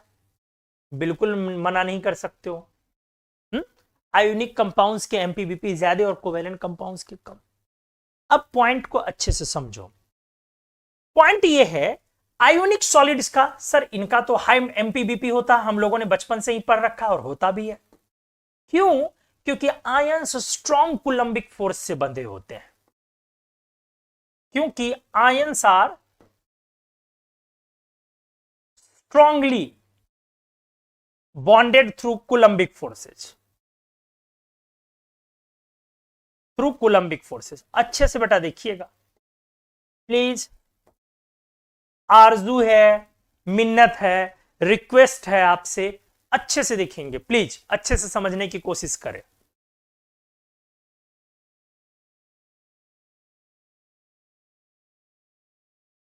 हमने बोला कि आयोनिक सॉलिड का एमपीबीपी हाई होता है, हालांकि आगे आयोनिक कंपाउंड पढ़ेंगे तो और क्लियर होगा, फिर भी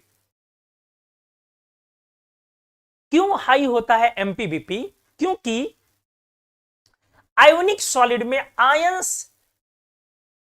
स्ट्रॉन्ग कुलंबिक फोर्सेज से बंधे होते हैं, स्ट्रॉन्ग कुलंबिक फोर्सेज से बंधे होते हैं। कुलंबिक फोर्सेज ही होता है ना वहां आयंस के बीच, तो उससे बंधे होते हैं, इसलिए आयोनिक सॉलिड का एमपीबीपी हाई होता है।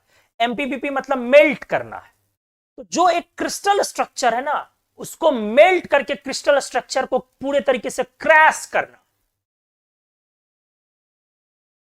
समझ में आ रही चीज? जो आपने बिल्डिंगें खरीद रखी है, ब्लॉक्स, क्यूब वगैरह, तो जब आप NaCl को मेल्ट कर दोगे तो जो Na+Cl Na+Cl क्यूब में है स्ट्रक्चर, जिस भी स्ट्रक्चर टाइप में हो, तो आप उसको मेल्ट करोगे तो क्या होगा ना, वो सारे आयंस फ्री हो जाएंगे और एकदम समतल आके प्लेन में गिर गए, मतलब क्रैश कर गया पूरा का पूरा।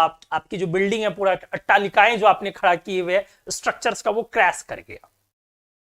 ठीक है, तो जाहिर सी बात है वो फोर्स को आपको ओवरकम करना पड़ेगा, जिस फोर्स से वो बंधा हुआ है वहां पे रिजिडिटी में, स्ट्रक्चर में। इमेजिन कीजिए जैसे आपने पढ़ा है एफसीसी स्ट्रक्चर वगैरह, पढ़ा है ना, तो एफसीसी स्ट्रक्चर वगैरह में जो वो कॉर्नर्स पर आयंस है वो फिक्स है, स्ट्रॉन्ग कोलम्बिक फोर्स से उसको ओवरकम करना और उसको क्रैश करना पूरे तरीके से। अब आ जाइए, तो आयोनिक सॉलिड का हाई एमपीबीपी।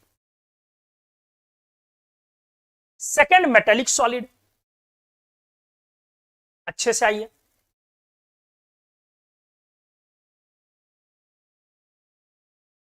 बेटा बढ़िया से, प्लीज प्लीज, हल्के में बिल्कुल नहीं। मेटेलिक सॉलिड्स में अगर आपका डी ब्लॉक मेटल्स है और अगर आपका एस ब्लॉक मेटल्स है, तो दोनों की कहानी अलग अलग है या नहीं है? सोचो, आप याद करो, डी ब्लॉक में स्ट्रॉन्ग मेटेलिक बॉन्ड्स आपने पढ़ा है,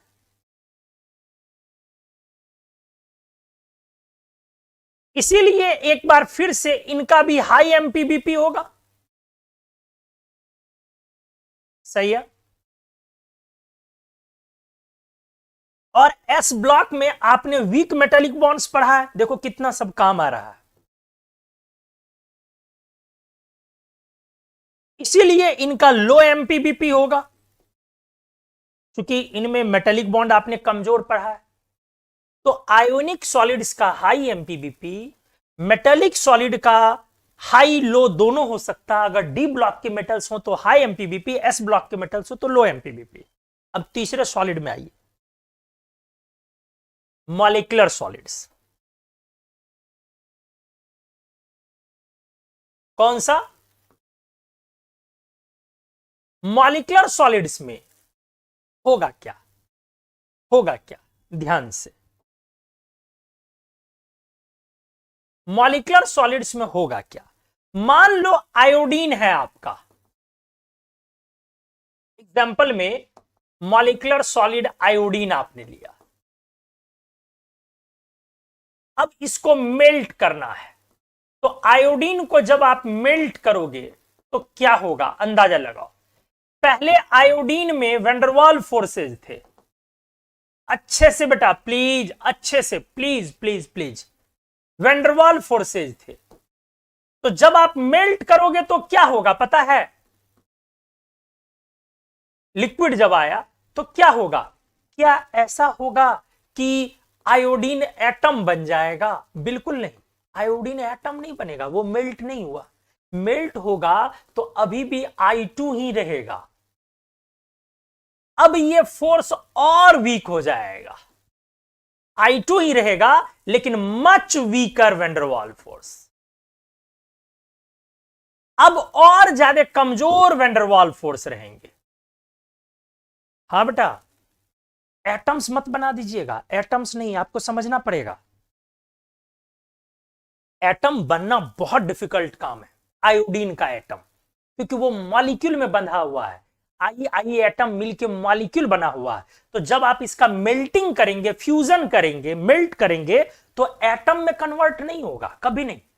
एटम में कन्वर्ट करने के लिए कोवेलेंट बॉन्ड को तोड़ना पड़ेगा। कोवेलेंट बॉन्ड तोड़ना आसान नहीं है, वो बहुत मुश्किल काम है। ठीक है, तो बहुत लोगों के दिमाग में होता है कि आयोडीन को मेल्ट कर दोगे तो क्या हो जाएगा ना, आयोडीन का एटम मिलेगा। कतई नहीं, पहले ये फोर्स थोड़ा सा क्लोज रखे हुए था आयोडीन के अणुओं को, मॉलिक्यूल को। जब आप मेल्ट कर दोगे ना तो ये वीक हो जाएगा और डिस्टेंस पे आ जाएगा। मतलब ये पहले जहां पे था, मतलब डिस्टेंस पे आने का वही मतलब है कि ये जो डी डिस्टेंस था अगर D1, और अब जो ये डिस्टेंस आएगा D2, तो अब होगा क्या, यहां से यहां जाने में, और फोर्स मान लो F1 और फोर्स मान लो F2, तो क्या होगा ना, डिस्टेंस काफी ज्यादा बढ़ जाएगा और फोर्स काफी ज्यादा घट जाएगा। यही हो जाएगा, क्लियर है, मेल्ट होने में। लेकिन एटम्स नहीं मिलेगा, मॉलिक्यूलर सॉलिड की कहानी। तो आपको मॉलिक्यूलर सॉलिड में मेल्ट करने में करना क्या है, क्या करना है, बीच के वैंडरवाल फोर्स या इंटरमॉलिक्यूलर फोर्स को कमजोर करना है। आप बर्फ को पिघला के पानी करते हो, आप बर्फ को पिघला के पानी करते हो, अच्छे से बनेंगे। आप आइस को फ्यूजन करते हैं और इसको वाटर करते हैं, तो जरा समझे, आप वाटर करते हैं तो क्या आपका यहां पे oxygen and hydrogen atoms free हो जाता है? बट बदमाश, नॉनसेंस, इडियट, डफर, गधा, उल्लू, बेवकूफ, बदमाश, ऐसा थोड़ी नहीं होता बेटा, बिल्कुल नहीं।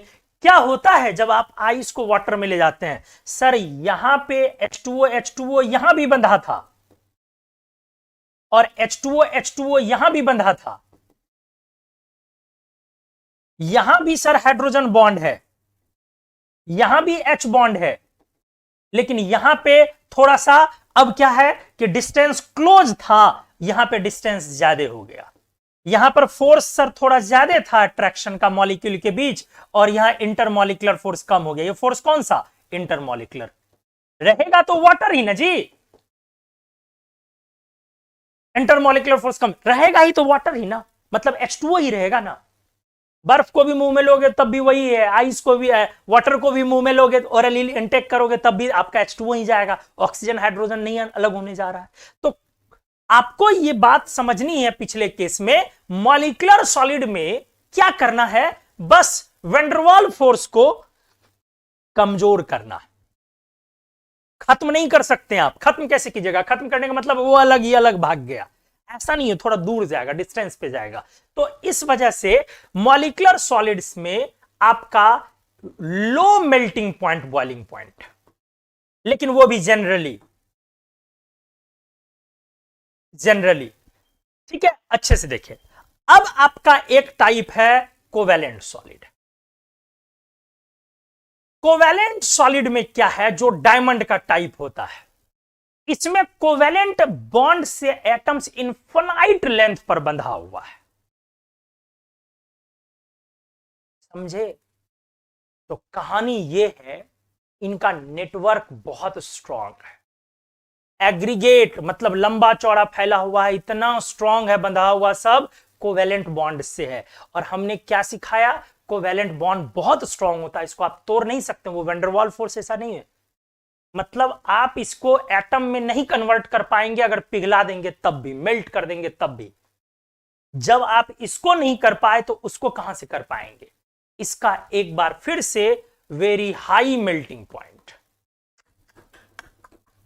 कुछ समझ में आया दोस्त? Very high melting point.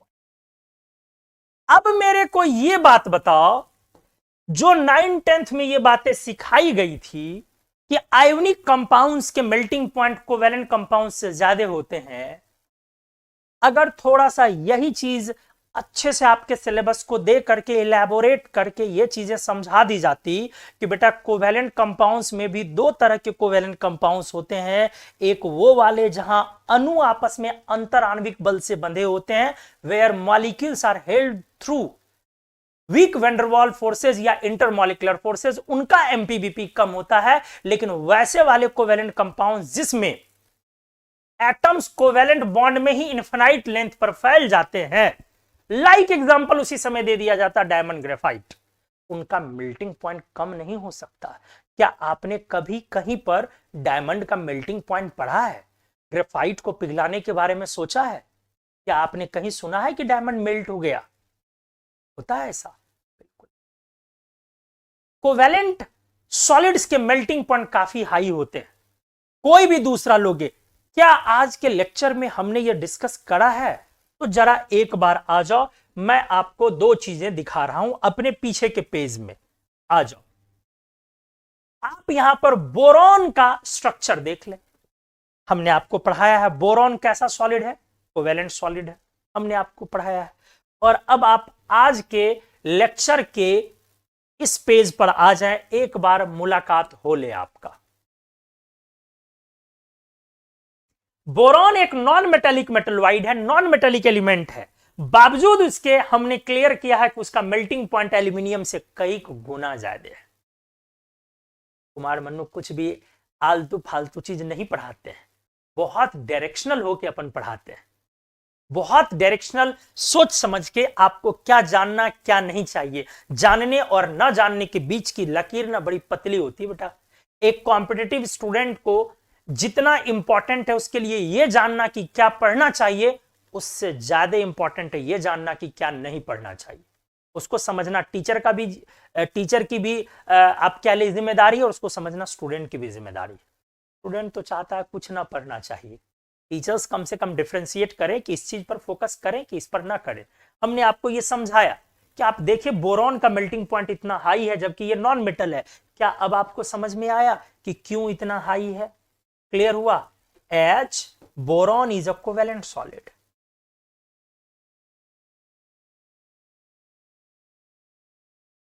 Covalent solid मतलब किस तरफ मैं आपको ले जा रहा हूं, धीरे धीरे मामला क्लियर होगा, एकदम क्लियर होगा बेटा। पहले इस पेज में मैं आता हूं, पेज नंबर 10। तो हमने क्या आपको दिखाया, कौन कौन सा ऐसा सॉलिड है जिसका मेल्टिंग पॉइंट कुल मिला के हाई के कैटेगरी में गया? कौन कौन सा? एक आयोनिक सॉलिड जिनका मेल्टिंग पॉइंट हाई कैटेगरी में गया, क्लियर है? दूसरा high melting point,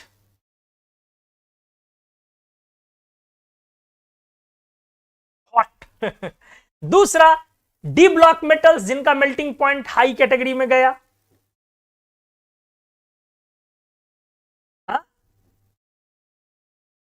it's hot नहीं। और तीसरा कोवेलेंट सॉलिड जिनका मेल्टिंग पॉइंट हाई कैटेगरी में गया, जिसको बोलोगे इट्स हॉट। क्लियर हुआ?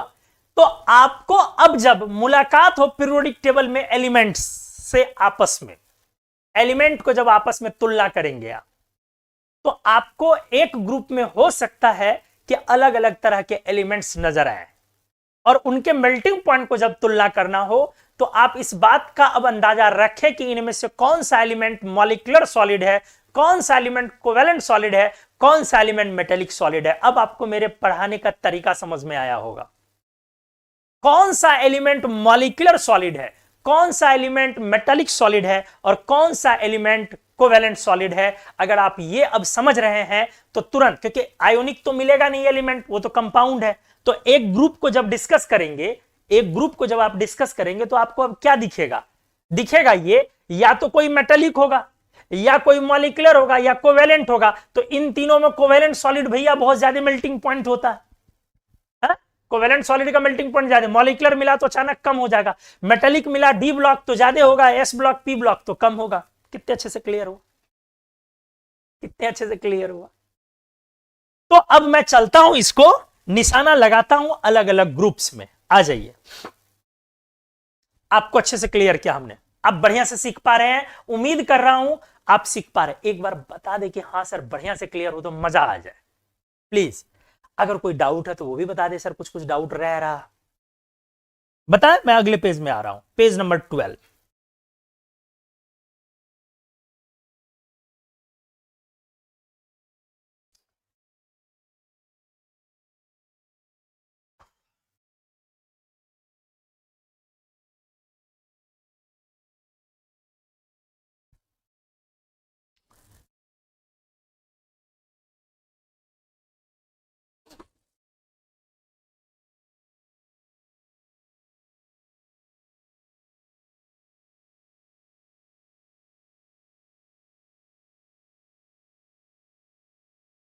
कैसा जा रहा है? आपको समझ में आ रही है चीजें आप लोगों को या नहीं?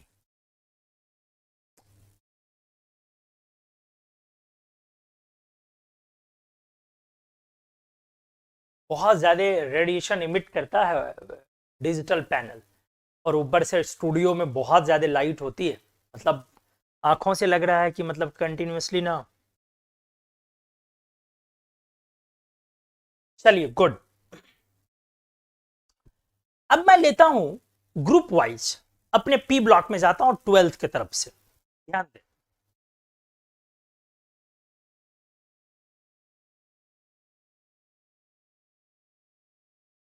एमपीबीपी ऑफ एलिमेंट्स, पी ब्लॉक। आप अगर इसको समझना चाहते हैं तो 12th एनसीईआरटी,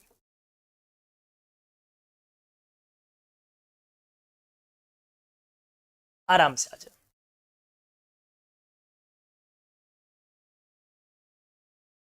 पेज नंबर 12। सबसे पहले ग्रुप में उठाऊंगा 8A ग्रुप,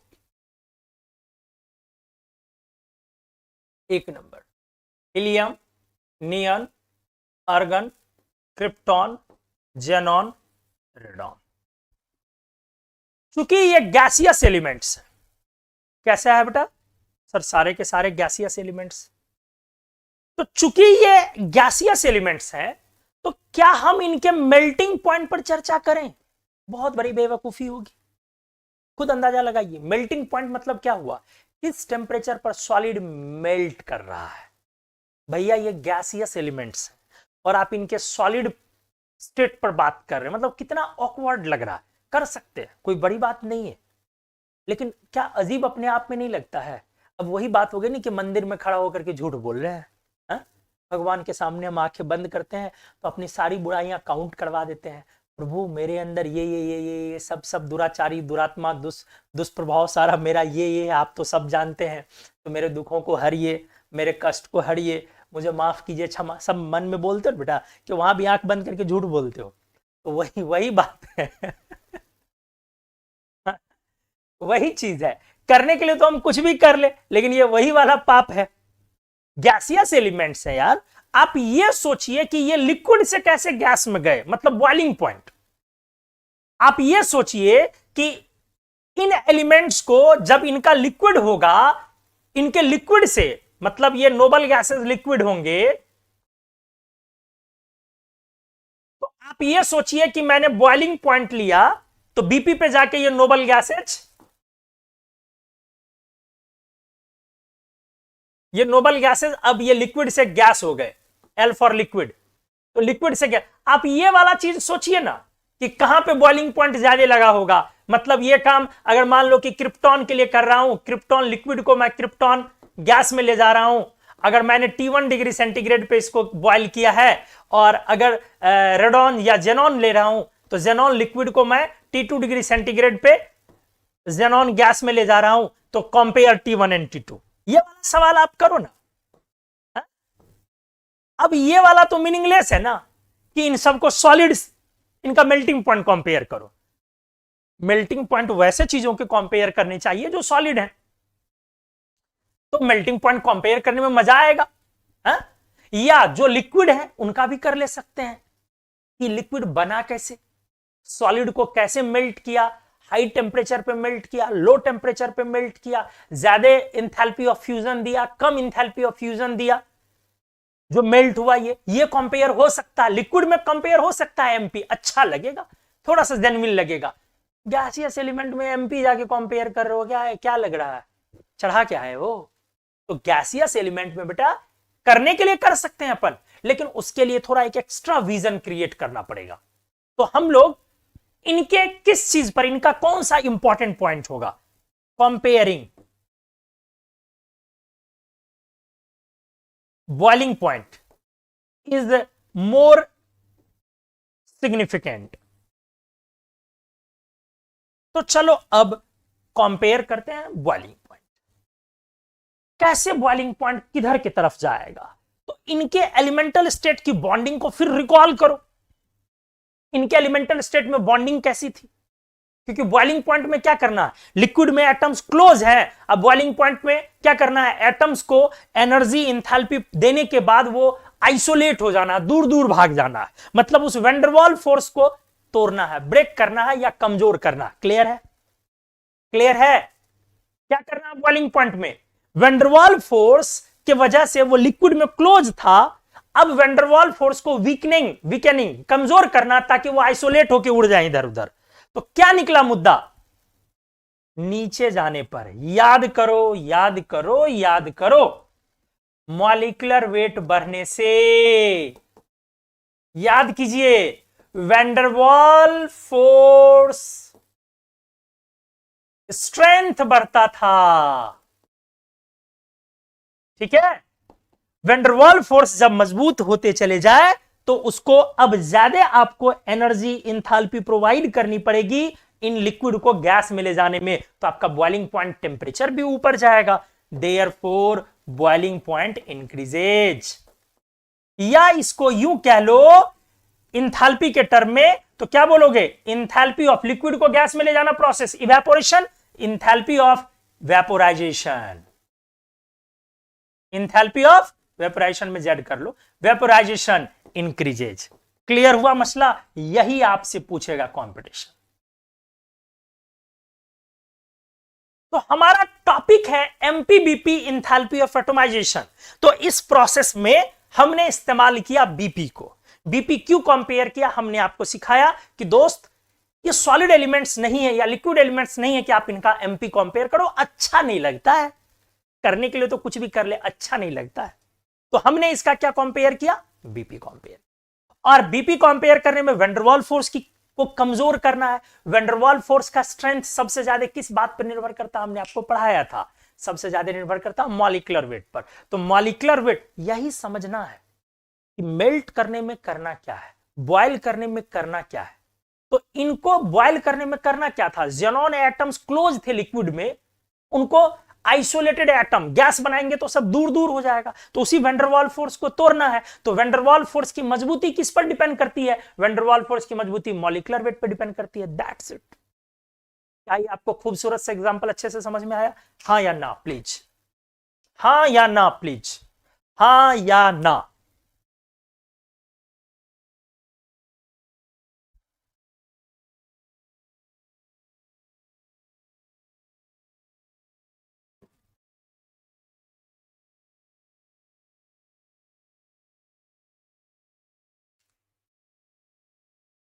अब मैं लेता हूं 7A ग्रुप, 12th वाली एनसीईआरटी डील हो रही है अपनी। धीरे धीरे किधर आएंगे, 7A, 8A, 7A, 6A, 5A, 4A, ऐसे करके अपन बढ़े। अच्छे से आ जाइए।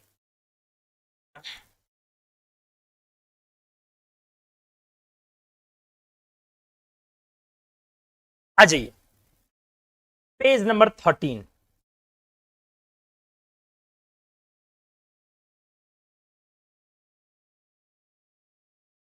सेकेंड नंबर मैं ले रहा हूं 7A group, halogens.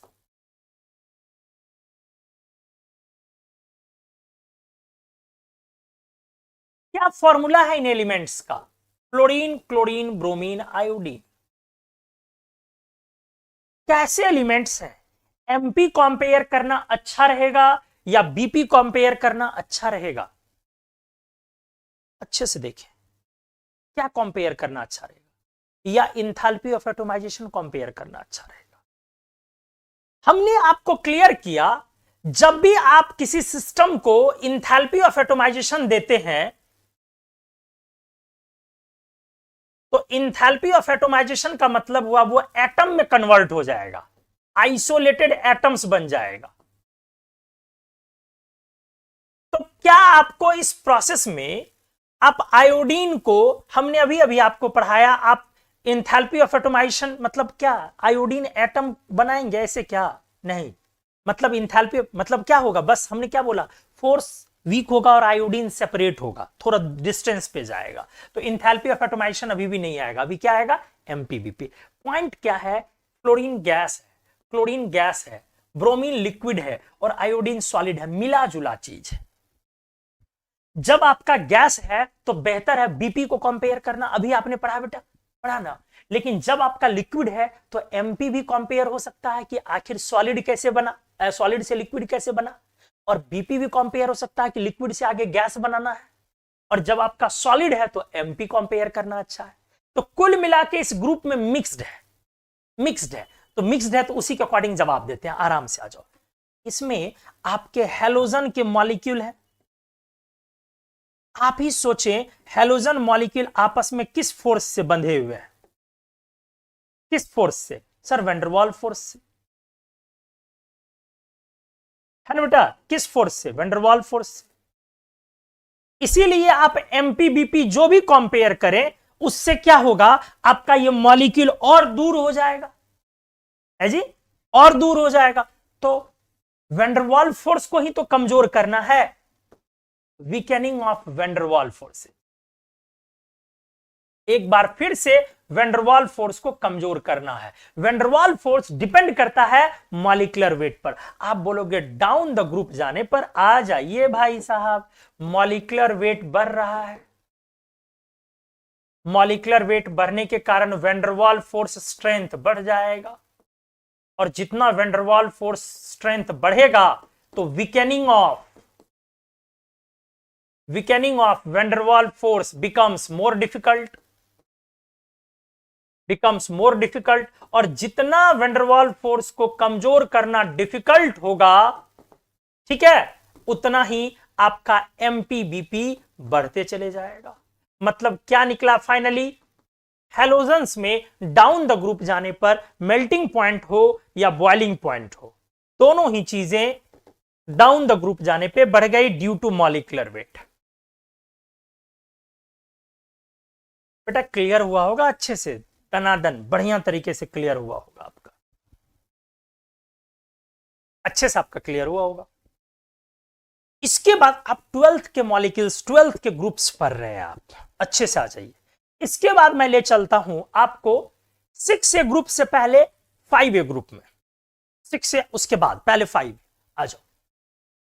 Page number 14, मतलब ये कह सकते हो कि आज के लेक्चर का सबसे इंपॉर्टेंट पेज ये, आ जाओ।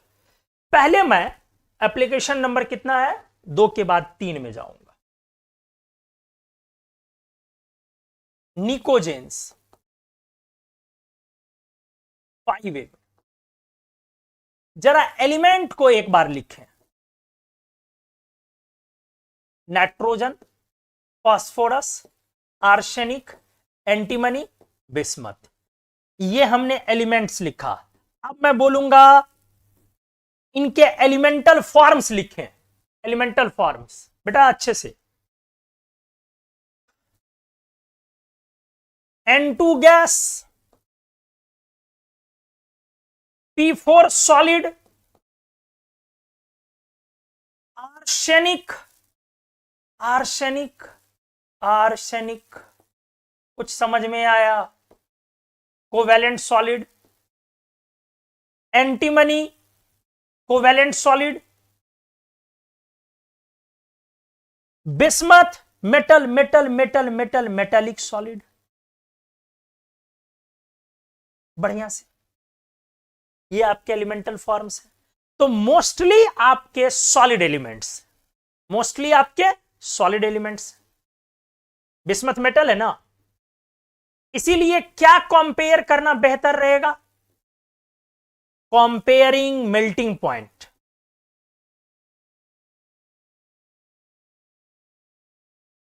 इज मोर सिग्निफिकेंट और वैल्यूएबल कह सकते हो। इनका मेल्टिंग पॉइंट कंपेयर किया जाए सर, क्योंकि ये गैसियस एलिमेंट नहीं है तो ज्यादा ऑथेंटिक होगा अपने लिए। अब मेल्टिंग पॉइंट कंपेयर करने के लिए टाइप्स ऑफ सॉलिड पे आ जाओ, आराम से देखो। ये तो बेटा गैसियस एलिमेंट्स, उसका तो सबसे कम रहा होगा। P4 हमने आपको क्लियर किया हुआ मॉलिक्यूलर सॉलिड होता है, क्लियर किया है, लो मेल्टिंग पॉइंट। अच्छे से देखो कितना बढ़िया कॉन्सेप्ट आज का रहा। आर्सेनिक हमने क्लियर किया है पीछे, कोवैलेंट सॉलिड है ये, हाई मेल्टिंग पॉइंट। जैसे जैसे एंटीमनी पे आ जाओ, आप अच्छे से देख लो। एंटीमनी भी कोवैलेंट सॉलिड, लेकिन नीचे आ गया, covalent solid with more metallic character, mixed character होता है। और लास्ट आते आते बिस्मथ, ये मेटल है तो मेटल में मेटालिक सॉलिड। बेटा अच्छे से देखिएगा प्लीज, मेटालिक सॉलिड आप सीख लिए, यहां सीख लिए। मैं दावे के साथ मैं बोल रहा हूं, लाइफ में दोबारा ये सब टॉपिक कोई नहीं देखने वाला है, सुनने वाला है, पढ़ाने वाला है, बताने वाला है। ये सारी चीजें आपके सिलेबस की हैं। फर्क ये है मैं एक्सप्लेन कर रहा हूं, आपके एनसीईआरटी में एक्सप्लेनेशन गायब है, लोग रट जाते हैं एक्सेप्शन मान के। मैं एक्सप्लेन कर रहा हूं और मैं एकदम दावे के साथ कह सकता हूं ईस्ट या वेस्ट, नॉर्थ या साउथ, कहीं इनऑर्गेनिक के नोट्स को, कॉपी को, गूगल पे आप देख ही रहे हैं आजकल वो किस तरीके का हिसाब किताब चल रहा है यूट्यूब पे। आप जाएं और वीडियो ढूंढ के निकाल दें, निकोजेन ग्रुप में मेल्टिंग पॉइंट को कंपेयर करना है, कहीं ढूंढ के निकाल दें और आप अपनी एनसीईआरटी पलटे, वैल्यू लिखी हुई है सबकी, तो आपसे कंपैरिजन पूछेगा। तो सवाल है मैं क्या करवा रहा हूं, मैं कह रहा हूं याद नहीं करना, वहां अप्रोच लगाना है। कैसे अप्रोच लगाओगे, उसके पीछे की कहानी है 2 लेक्चर की, और ये एक निकोजेन की नहीं, हर ग्रुप की कहानी को हमने सिखाया है आपको। मैंने बहुत मेहनत करी है, मैंने खूब सारा पसीना बहाया आपके लिए विंटर में, खूब सारा पसीना बहाया विंटर में। एकदम सामने में एग्जैक्ट मैं दिखा सकता हूं, मेरे स्क्रीन पे 15 डिग्री सेंटीग्रेड और हेज लिखा हुआ है, लेकिन मेरे पास एकदम पूरा एकदम स्वेटिंग मेरी हो रही है, मतलब 15 डिग्री सेंटीग्रेड है और मेरा पसीने से हालत खराब है। क्यों? तो कंटिन्यूअसली मैं एफर्ट लगा रहा हूं, मेंटली इंगेज्ड हूं, फिजिकली इंगेज्ड हूं। 1 घंटे 30 मिनट का ये कंटिन्यूअस आपका ये वीडियो रिकॉर्डिंग सेशन चल रहा है, लेकिन मैं कंटिन्यूअसली बोल रहा हूं, पानी पी रहा हूं, बोल रहा हूं, बीच में कोई कट नहीं लिया मैंने।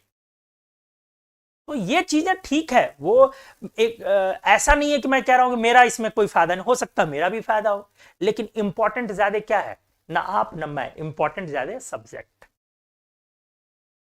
फैन होइए सब्जेक्ट के होइए, कभी भी इंसान के नहीं हुई, इंपॉर्टेंट है सब्जेक्ट, ठीक है, एकदम सब्जेक्ट के फैन होइए। तो मैं इन चीजों को आपको कनेक्ट करके सिखा रहा हूं, आप सीखें अच्छे से, और जितना आप तक ये चीजें पहुंचेंगी, आप उसको अपने अंदर रख पाएंगे, उतना मेरे को ज्यादा खुशी मिलेगी। और मैं ये फिर से बोल रहा हूं, दावे के साथ कह रहा हूं, कभी कहीं किन्हीं के लेक्चर नोट्स, यूट्यूब चैनल, इधर उधर वीडियो, कहीं पे भी, पूरे इंडिया में मैं बात कर रहा हूं, आप एक बार ये चीज दिखाएं कि जिस सीक्वेंस में मैंने बताया है, हर ग्रुप के एलिमेंट्स के एमपीबीवी को कंपेयर कर रहा हूं विद कॉन्सेप्ट, कहीं किया हुआ मिले तो दिखा। आप निकोजेन का ही दिखा देना, बाकी छोड़ दे, छोड़ दूंगा पढ़ाना। आ जाओ। तो अब अपने पास जो बेटा सॉलिड्स हैं, उन सॉलिड्स के टाइप को समझा जाए। Molecular solid, covalent solid, covalent solid with metallic character, क्योंकि नीचे जाने पर मेटेलिक कैरेक्टर बढ़ता है ना, नीचे जाने पर कौन सा कैरेक्टर बढ़ता है, मेटेलिक कैरेक्टर बढ़ता है, डाउन द ग्रुप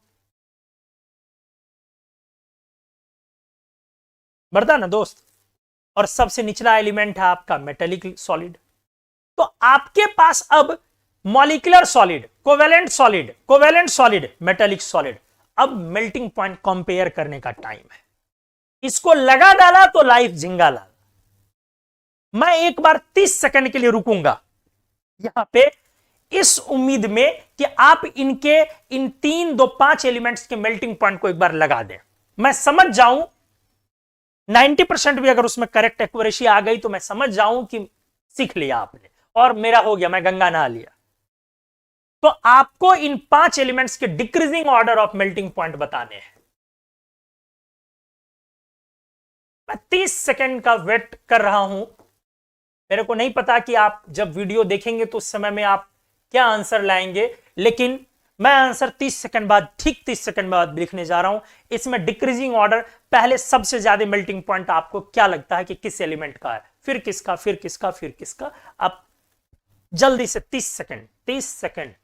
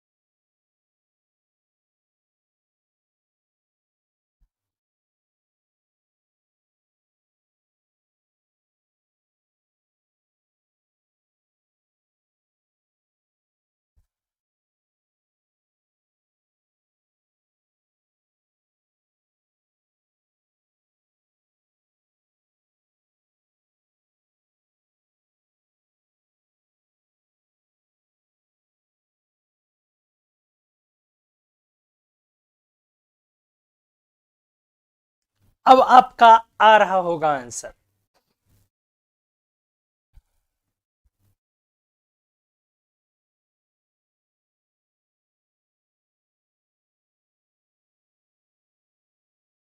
मैं अब सॉल्व करता हूं।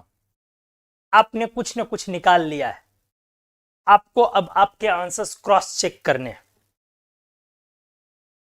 चलिए आइए, ये तो क्लियर है सबसे कम नाइट्रोजन का है, वो तो बेचारा कंपेयर करने से पहले ही गैस बन गया है।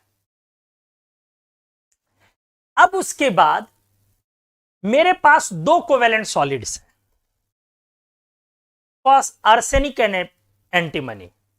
तो कोवेलेंट सॉलिड के मेल्टिंग पॉइंट ज्यादा होंगे मेटेलिक सॉलिड से भी, वो भी एसपी ब्लॉक का मेटेलिक सॉलिड है। एसपी ब्लॉक का तो मेटेलिक सॉलिड का मेल्टिंग पॉइंट कम, मेटेलिक बॉन्ड पुअर होता, वीक होता। अब इन दोनों में भी जो नीचे के तरफ है ऑब्वियस है उसमें मेटेलिक कैरेक्टर बढ़ गया। तो कोवेलेंट सॉलिड दोनों है लेकिन इसमें मेटेलिक कैरेक्टर आ रहा है, मतलब मेटेलिक बॉन्डिंग की तरफ ये शिफ्ट हो रहा है, इसीलिए इसका मेल्टिंग पॉइंट उससे कम होगा। तो सबसे पहला तो एकदम झन्नाटेदार तरीके से आर्सेनिक का मेल्टिंग पॉइंट सबसे ज्यादा आया। उसके बाद एंटीमनी, क्योंकि एंटीमनी में मेटेलिक बॉन्ड का कैरेक्टर आ गया। नीचे है तो मेटेलिक बॉन्ड का कैरेक्टर उसमें आ गया। अब रहा सवाल बिस्मथ, फास्फोरस और नाइट्रोजन। बिस्मथ मेटेलिक सॉलिड है और फास्फोरस मॉलिक्यूलर सॉलिड है। मॉलिक्यूलर सॉलिड के तो सबसे लो होते हैं। तो इसके बाद हमारा बिस्मथ, उसके बाद फास्फोरस और सबसे कम हमारा नाइट्रोजन। अगर आपने arsenic, bismuth, antimony, bismuth, phosphorus और नाइट्रोजन लगाया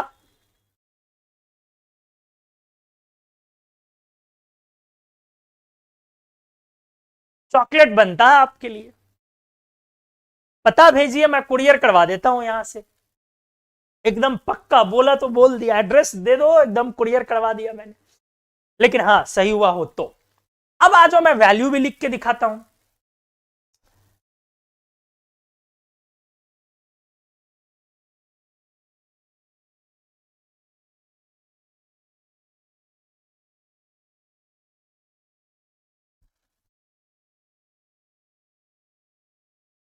इस कलर से लिखूं, 816 डिग्री सेंटीग्रेड, 671 डिग्री सेंटीग्रेड, नहीं 631, 271 डिग्री सेंटीग्रेड, 44 डिग्री सेंटीग्रेड, -210। आप अब वैल्यू को अच्छे से, आपके लिए वैल्यू नहीं याद करना है लेकिन लर्निंग तो है, आप अच्छे से देखिए। इन दोनों का आप चेक करें, बाकियों से सिग्निफिकेंटली लार्ज है। किसका किसका? आर्सेनिक एंड एंटीमनी का सिग्निफिकेंटली लार्ज है, 816, 631। अब बिस्मथ का देखे, बाकियों से सिग्निफिकेंटली लार्ज है इन दोनों से, क्योंकि ये मेटालिक सॉलिड था। ठीक है, तो अगले पेज में हालांकि लिखने की कोई जरूरत नहीं, यहीं पे क्लियर हो गया। आर्सेनिक, एंटीमनी देखिए लार्ज है। अब ऊपर में इसमें क्या मेटल का कैरेक्टर थोड़ा सा आया है, तो कोवेलेंट सॉलिड का हाई होना है, तो सबसे ज्यादा आर्सेनिक हो गया। आर्सेनिक के बाद एंटीमनी, मेटेलिक है, और उसके बाद फास्फोरस 44, नाइट्रोजन देखिए -210। लिक्विड नाइट्रोजन को तो आप रेफ्रिजरेंट के रूप में इस्तेमाल भी करते हैं ना, आजकल तो कुकिंग वगैरह में खूब इस्तेमाल होता है लिक्विड नाइट्रोजन, किसी भी चीज को सुपर तुरंत ठंडा करने के लिए। चॉकलेट वगैरह फ्लेवर जो होता है, इन सब चीज को तुरंत लिक्विड नाइट्रोजन उस पर डाल देते हैं, क्योंकि वो नॉन पॉइजनस भी है, टॉक्सिक है नहीं। हम नाइट्रोजन ऑलरेडी दिन रात बॉडी में लेते रहते हैं, तो जैसे कोई चॉकलेट वगैरह कुछ उस पर लिक्विड नाइट्रोजन उड़ेल देते हैं, तो पूरा देखोगे फ्यूम्स, व्हाइट फ्यूम्स जैसा नाइट्रोजन का। एनीवेज, तो आपने अच्छे से सीखा। अब आप सोचिए, अगर मैं अपने पढ़ाए हुए स्टेप्स में से कुछ भी एक थोड़ा भी कम पढ़ाया होता तो क्या ये सॉल्व हो पाता? कभी आप समझ भी नहीं पाते। कितना इरेगुलर है, हाईएस्ट सबसे ज्यादा ये, तब ये, तब ये, तब ये, तब ये, कितना इरेगुलर है, लेकिन लॉजिक से आपने पकड़ा चीजों को। तो आज के इस एमपीबीपी और इंथैल्पी ऑफ ऑटोमेशन पार्ट के इंट्रोडक्शन में इतना ही। दोस्तों, मैं कुमार मनु आपसे विदा लेता हूं, यह उम्मीद के साथ कि आपने अच्छे से आज के लेक्चर को सीखा, समझा होगा, कॉन्सेप्चुअल लगा होगा और लगा होगा कि इनऑर्गेनिक में वाकई जादू है। पढ़ना चाहिए इसको अच्छे से, अच्छे फ्यूचर के लिए, सब्जेक्ट में इंटरेस्ट के लिए, और नहीं कुछ तो इसलिए कि सामने वाला आपके लिए मेहनत करे। तो विदा लेता हूं बेटा, अगले लेक्चर में हम लोग मिलते हैं। मेटालिक पार्ट में आज हमने 12th वाला पार्ट किया, 5A, हालांकि 6 से थोड़ा सा बच गया, उस पर ज्यादा डिस्कशन नहीं होगा, वो भी 12th वाला पार्ट है। फिर 4A 3A 11th वाला पार्ट आएगा, फिर S ब्लॉक 11th वाला पार्ट आएगा, और फिर D ब्लॉक फिर वापस 12th वाला पार्ट है। तो अगले लेक्चर में हम लोग इसको, थैंक यू सो मच।